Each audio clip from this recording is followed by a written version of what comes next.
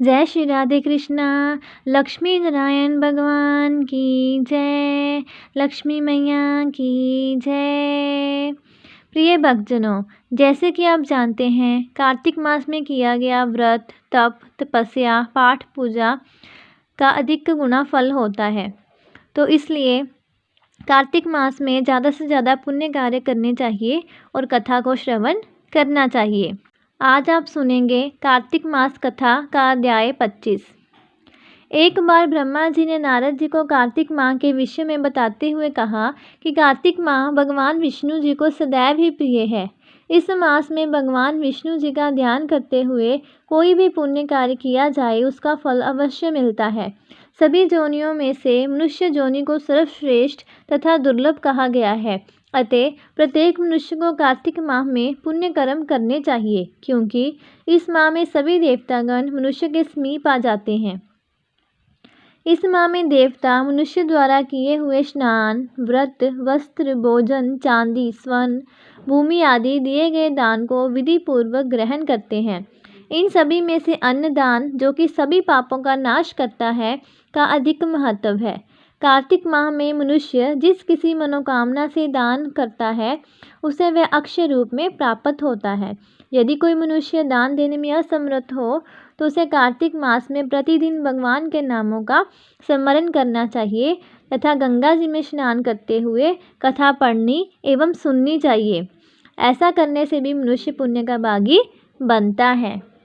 कथा में आगे धर्मदत्त जी कलहा को बताते हुए कहते हैं कि तीर्थ में दान और व्रत आदि सत्कर्म करने से मनुष्य के पाप नष्ट हो जाते हैं, परंतु तू तो प्रेत के शरीर में है, अतः उन कर्मों को करने की अधिकारिणी नहीं है। इसलिए मैंने जन्म से लेकर अब तक जो कार्तिक का व्रत किया है, उसके पुण्य का आधा भाग मैं तुझे देता हूँ।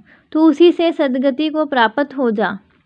इस प्रकार कहकर धर्मदत्त ने द्वार साक्षर मंत्र का श्रवण कराते हुए तुलसी मिश्रित जल से ज्यों ही उसका अभिषेक किया, त्यों ही वह प्रेत जोनि से मुक्त हो प्रज्वलित अग्नि शिखा के समान तेजस्विनी एवं दिव्य रूप धारिणी देवी हो गई और सौंदर्य में लक्ष्मी जी की समानता करने लगी।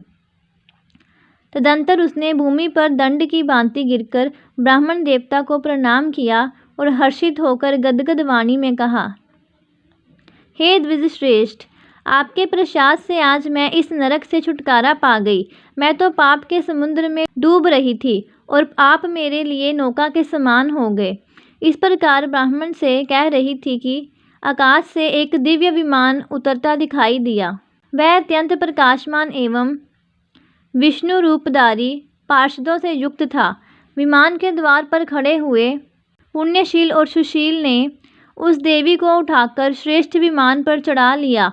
तब धर्मदत्त ने बड़े आश्चर्य के साथ उस विमान को देखा और विष्णु रूपधारी पार्षदों को देखकर साष्टांग प्रणाम किया।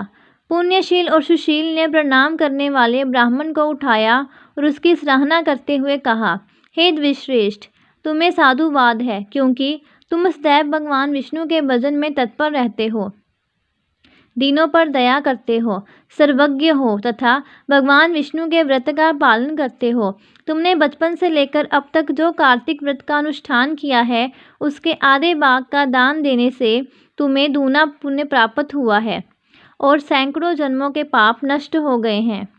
अब ये वैकुंठ धाम में ले जाई जा रही है।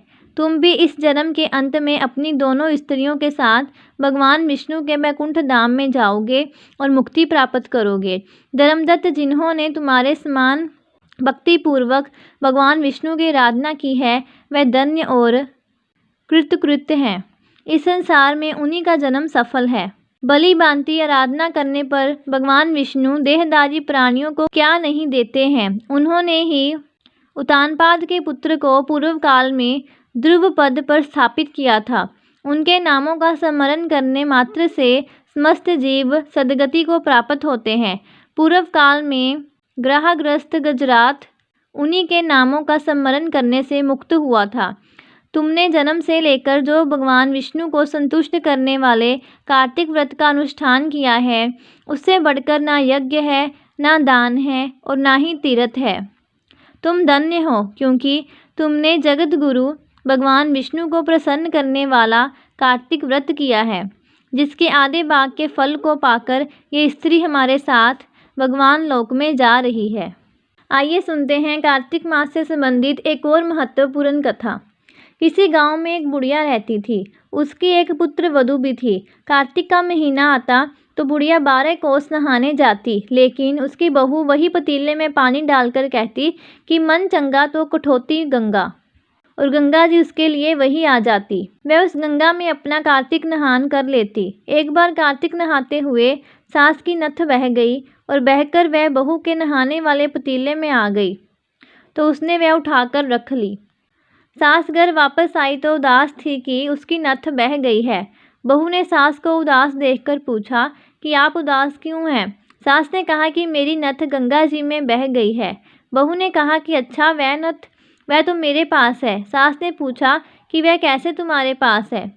बहू ने कहा कि सासू जी, आप तो 12 कोस कार्तिक नहाने जाती हो, मैं तो यही कठड़े में पानी डाल कह देती हूँ कि मन चंगा तो कठौती गंगा, और गंगा जी बहकर मेरे पास आ जाती हैं, जिससे मैं स्नान कर लेती हूँ।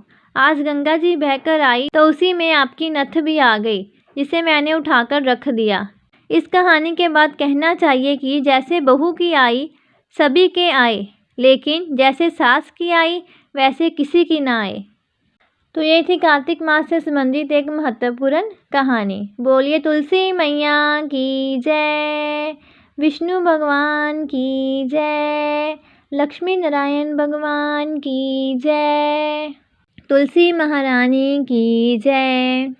प्रिय भक्तजनों, अब हम करते हैं तुलसी मैया की आरती। तुलसी महारानी नमो नमो, हरि की पटरानी नमो नमो, तुलसी महारानी नमो नमो, हरि की पटरानी नमो नमो।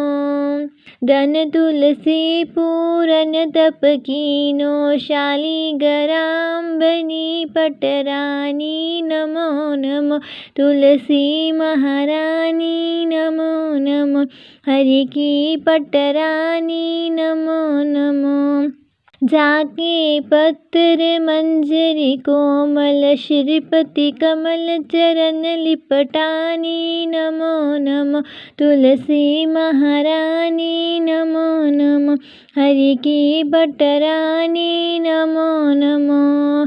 धूप दीप नैवेद्य आरती, पुष्पन की वर्षा बरसानी नमो नमो, तुलसी महारानी नमो नमो, हरि की पटरानी नमो नमो।